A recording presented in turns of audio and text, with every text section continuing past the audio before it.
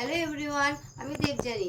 আজকে আমি নিয়ে চলে এসেছি এমন কিছু অঙ্ক যেগুলো চাকরির পরীক্ষার ক্ষেত্রে খুব আসে। তা চলো দেখা যাক।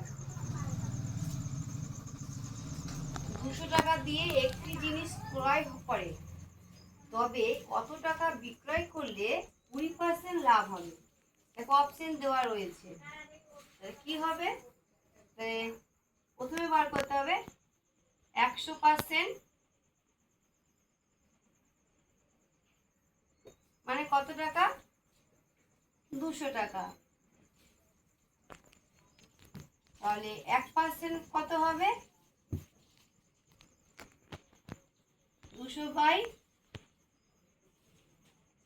100 টাকা। এখানে দেখো বিক্রয় করলে আছে 20% লাভ। তাহলে 20% লাভ মানে 100 টাকার মধ্যে 20 টাকা, তাহলে কত হচ্ছে? 120 টাকা। পার্সেন্ট সমান কত হবে? 200 বাই 100 গুণ 120 টাকা। এবার যেমন কাটাকাটি যায়, কাটার করবো, দুটো শূন্য কেটে গেল। তাহলে কত হচ্ছে? 120 দুগুণে 2 সমান 240 টাকা।